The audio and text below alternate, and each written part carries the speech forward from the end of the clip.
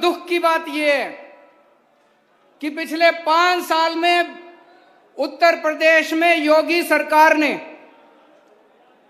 न केवल शमशान घाट बनवाए बल्कि बहुत बड़ी संख्या में लोगों को शमशान घाट पहुंचाने का इंतजाम भी किया इन्होंने। जिस तरह से कोरोना के दौरान इन्होंने मिसमैनेजमेंट किया, इनसे सरकार नहीं संभली इन लोगों से।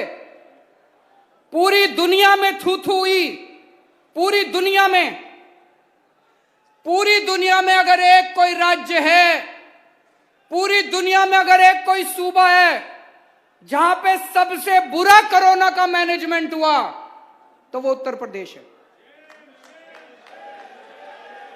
इनका इतना बुरा मैनेजमेंट था कि अमेरिका की सबसे बड़ी मैगजीन में इनको 10-10, 15-15 पेज के इश्तिहार देने पड़े। करोड़ों रुपए फूंक दिए इन्होंने, करोड़ों रुपए फूंक दिए योगी सरकार ने इश्तिहार देने में। अगर आपने अच्छा काम किया तो आपको इश्तिहार देने की क्या जरूरत है? आज पूरे देश के किसी कोने में चले जाओ, एक एक आदमी कहता है यार दिल्ली में केजरीवाल सरकार ने कोरोना बड़ा अच्छा मैनेजमेंट किया। कहता है कि नहीं कहता? पूरे देश में कोने कोने में बच्चा कहता है यार केजरीवाल ने कोरोना बड़ा अच्छा मैनेज किया। बहुत बड़ी महामारी थी, मैं ये नहीं कह रहा सब कुछ ठीक था, बहुत बड़ी महामारी थी। हमने इश्तिहार नहीं दिए कि हमने कोरोना अच्छा मैनेजमेंट किया, हमने करोड़ों रुपए नहीं फूके।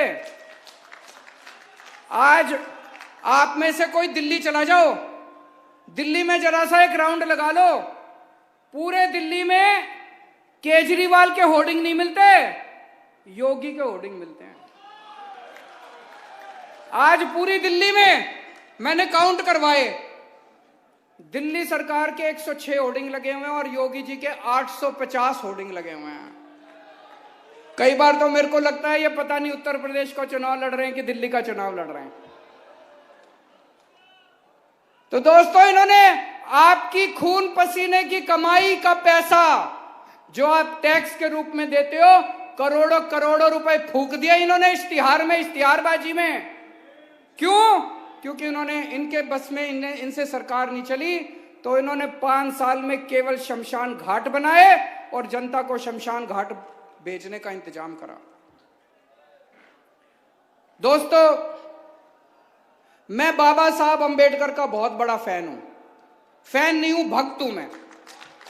भक्त भी नहीं हूं, पुजारी हूं मैं। पूजता हूं बाबा साहब अंबेडकर को मैं जितना उनके जीवन के बारे में पढ़ता हूं, जितना उनको पढ़ता हूं, उतना मन में ताज्जुब होता है, यार ऐसा आदमी हो सकता है क्या? ऐसा इंसान था क्या दुनिया के अंदर?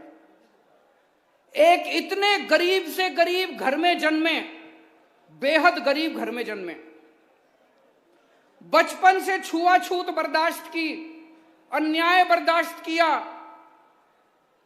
और भाई साहब, उस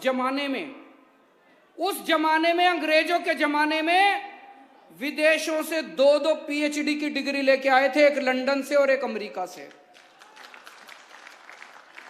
आज यहां इतने सारे लोग बैठे हैं, मेरे को नहीं लगता यहाँ 4 या 5 से ज्यादा होंगे जिनके बच्चे अमेरिका लंदन में पीएचडी की डिग्री ला सकते हैं। आज के दुनिया में भी पीएचडी और लंदन से डिग्री लानी बड़ी मुश्किल है। नहीं, बहुत पैसे लगते हैं, स्कॉलरशिप आराम से नहीं मिलती, बहुत मुश्किल है पीएचडी की डिग्री लाना। उन्होंने एक नहीं 2-2 पीएचडी की डिग्री लंदन से और अमेरिका से 2-2। उस जमाने के अंदर में बीच में मैं पढ़ रहा था, लंदन में उनकी डिग्री छूट गई, पैसे खत्म हो गए, वापस आए, यहां पे पैसे कमाए, फिर अपनी डिग्री पूरी करने के लिए दोबारा लंदन गए। क्या आदमी थे यार, क्या इंसान थे। उन्होंने मास्टर्स मतलब एमए, एमएससी, आपको पता है कितनी डिग्री ली थी मास्टर्स में? 1 नहीं, 2 नहीं, 3 नहीं, 4 नहीं, 62 एमए की थी उसने। 62 विषयों के ऊपर, 62 सब्जेक्ट्स के ऊपर एमए करी थी। भारत का संविधान लिखा, ये तो सब जानते हैं। बाबा साहब का एक सपना था।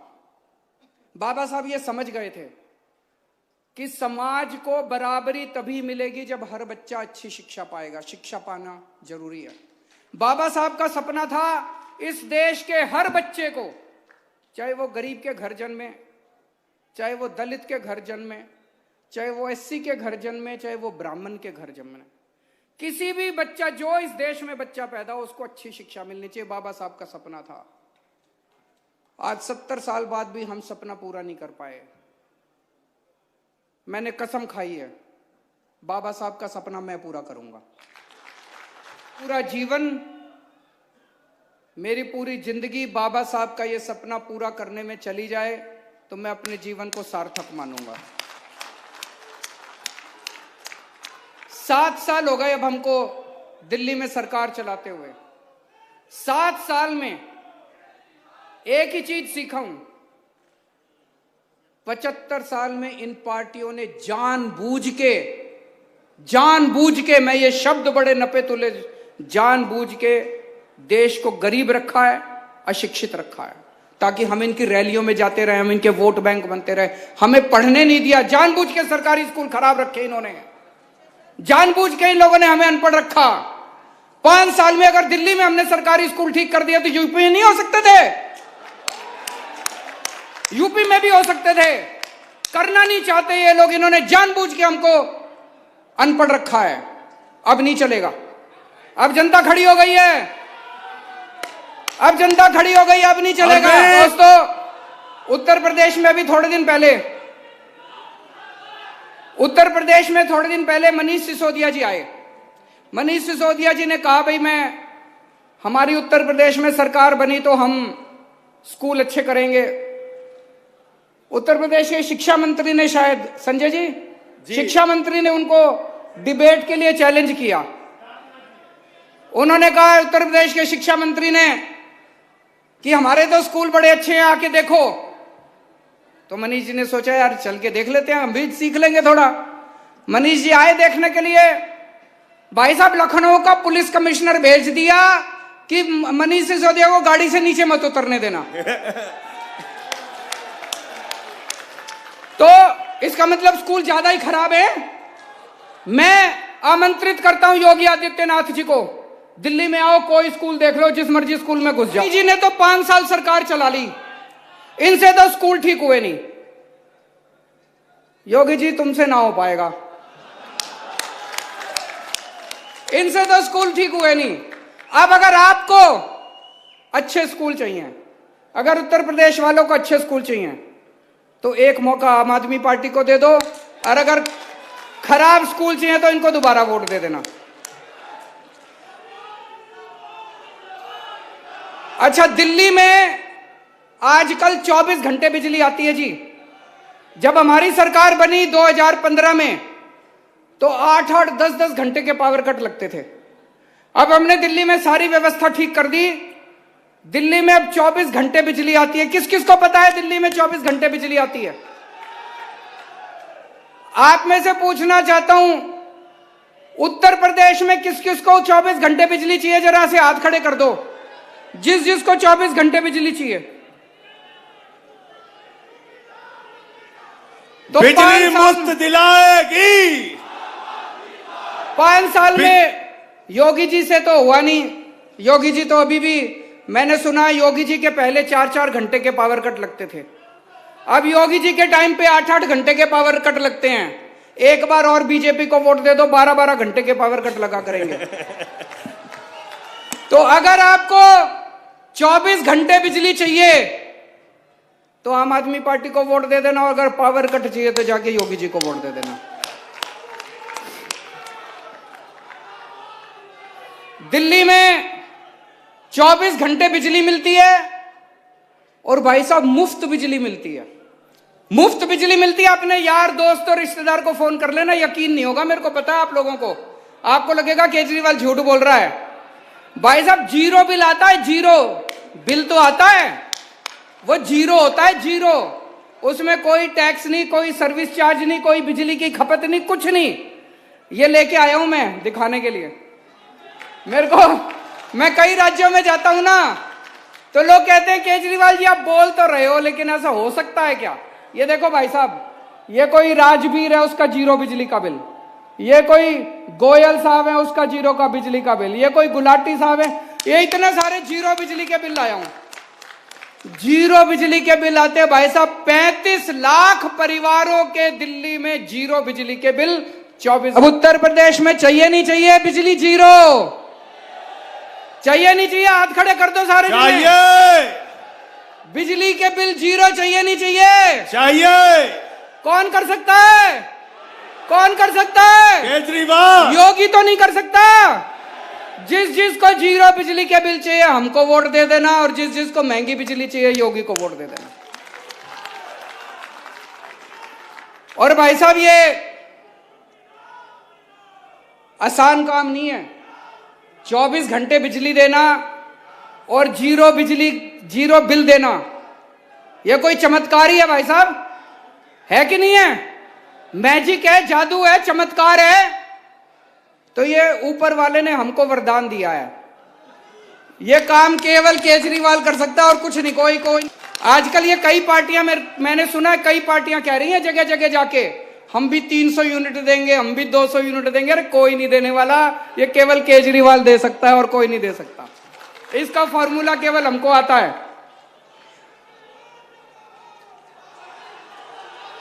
आज यहां इतने सारे लोग आए हुए हैं, जो बेरोजगार हैं, जरा हाथ खड़े करो। जो सारे ही बेरोजगार। इन्होंने, योगी जी ने नौकरी नहीं दी तुम लोगों को? इन्होंने, सपा वालों ने नौकरी नहीं दी? नहीं। इन कांग्रेसियों ने नहीं दी?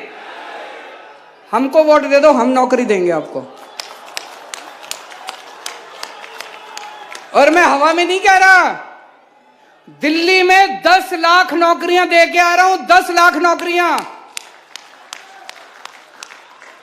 दिल्ली में। 10 लाख बच्चों को, युवाओं को नौकरी दी है। नौकरी देनी आती है तो बेरोजगार रहना है तो योगी जी को वोट दे देना, नौकरी चाहिए तो केजरीवाल को वोट दे देना।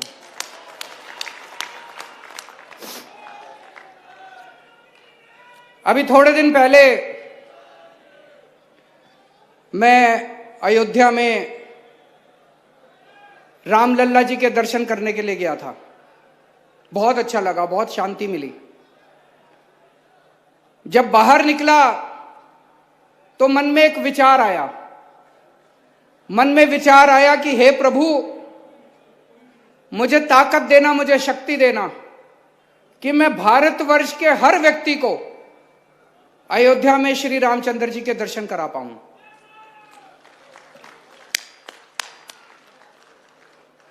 वापस दिल्ली गया। दिल्ली में हमारी एक तीर्थ यात्रा योजना है। उस तीर्थ यात्रा योजना में दिल्ली में हमने सब चीजों का इंतजाम कर दिया। एक इंसान को जो चीज चाहिए, एक इंसान को स्कूल चाहिए, स्कूल अच्छे कर दिए, अस्पताल चाहिए, अस्पताल अच्छे कर दिए, बिजली चाहिए, बिजली मुफ्त कर दी, पानी चाहिए, पानी मुफ्त कर दिया। अब हर इंसान की अपनी आध्यात्मिक जरूरत होती है, तो हमने तीर्थ यात्रा योजना बनाई दिल्ली में। हमने कहा भाई दिल्ली के लोगों को हम मुफ्त में तीर्थ यात्रा कराएंगे। हम लोगों को द्वारका जी भेजते हैं, अजमेर शरीफ भेजते हैं, क्रिश्चियन को वेलिंगकनी चर्च भेजते हैं, मुसलमानों के लिए अजमेर शरीफ किया है, हरिद्वार, ऋषिकेश, वैष्णो देवी, कई जगह भेजते हैं। तो वापस जाके हमने 2 ट्रेन भेजी। अभी 2 ट्रेन, 2000 लोग दिल्ली के अभी अयोध्या जी होके आए हैं। उत्तर प्रदेश में हमें मौका मिला तो उत्तर प्रदेश के एक एक आदमी को जो जाना चाहेगा, उन सब लोगों को फ्री में आना जाना रहना सब फ्री में करते हैं हम दिल्ली वालों के लिए। एसी ट्रेन में ले जाते हैं, एसी होटल में ठहराते हैं, खाना पीना आना जाना सब मुफ्त। उत्तर प्रदेश के एक एक आदमी को अयोध्या जी के दर्शन करा के लाएंगे।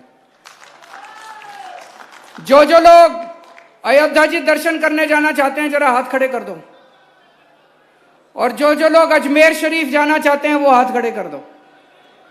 आप सब लोगों को मुफ्त में तीर्थ यात्रा का, जिस दिन से मैं अयोध्या गया हूं जिस दिन से मैं अयोध्या गया हूं, अयोध्या जी दर्शन करके आया, बताओ मैंने किसी का बुरा करा क्या? मैंने किसी को गाली नहीं दी। ये सारी पार्टी वाले, खासतौर से बीजेपी वाले मेरे को इतनी गालियां दे रहे हैं, इतनी गालियां दे रहे हैं। केजरीवाल अयोध्या क्यों गया? रामचंद्र जी के दर्शन क्यों करने गया? बताओ मैंने क्या बुरा कर दिया? मैंने किसका बुरा कर दिया? मैंने क्या कसूर कर दिया? रामचंद्र जी के दर्शन करके आया हूं। मैं तो भगवान जी से यही प्रार्थना करता हूं, इनको सद्बुद्धि दो, इनको भी कहो थोड़ा सा अयोध्या जी के दर्शन करके आए।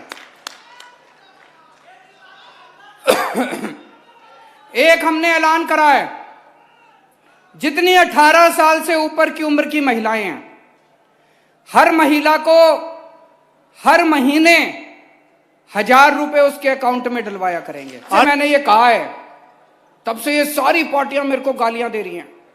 बीजेपी वाले कह रहे हैं महिलाओं को 1000 रुपए दे दिए तो औरतें बिगड़ जाएंगी। मैंने कहा तुमने हजारों करोड़ डकार लिए, तुम नहीं बिगड़े। 1000 रुपए में हमारी मां बहनें बिगड़ जाएंगी। 1000 रुपए मिलेंगे तो एक बच्ची बेचारी अपनी कॉलेज की पढ़ाई पूरी कर लेगी, उसके माँ बाप गरीब होंगे तो। 1000 रुपए मिलेंगे तो मेरी बहन अपने लिए एक नया सूट खरीद लेगी, एक नई साड़ी खरीद लेगी, तुमको क्या तकलीफ होती है?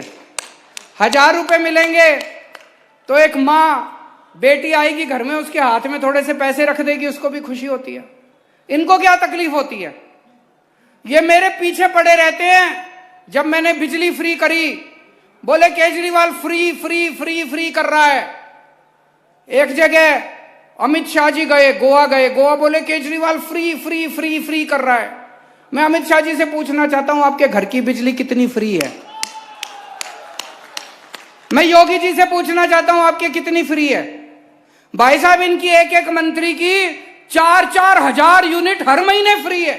4000 यूनिट बिजली हर महीने फ्री इनको मिलती है, तब तकलीफ नहीं होती। मैंने अपनी जनता को कह दिया 300 यूनिट बिजली मुफ्त दूंगा। मिर्ची लग रही है इनको सबको। क्यों इनको तकलीफ हो रही है? मैं बताता हूं इनको क्यों तकलीफ हो रही है। इनको तकलीफ इसलिए हो रही है, अगर मैंने सारा पैसा आप लोगों में बांट दिया, इनके खाने के लिए कुछ नहीं बचे। खूब गाली देते हैं, खूब गाली गलौज करते हैं। देखो मेरे को राजनीति तो आती नहीं है, मैं सीधा सा आदमी हूं। मेरे को पॉलिटिक्स करनी नहीं आती, मेरे को राजनीति करनी नहीं आती। काम करना आता है, काम जितना मर्जी करवा लो। मेरे को स्कूल बनवाने आते हैं, मेरे को अस्पताल बनवाने आते हैं, मेरे को बिजली देनी आती है, पानी देना आता है, काम सारा कर दूंगा। ये गाली गलौज अपने से नहीं होता भाई साहब। आपने इन सारी पार्टियों को परख के देख लिया। आपने सपा को भी खूब मौके दे दिए, भाजपा को भी खूब मौके दे दिए, बसपा को भी खूब मौके दे दिए, कांग्रेस को भी खूब मौके दे दिए। 5 साल हमें भी दे के देख लो, इतने बुरे भी नहीं हम।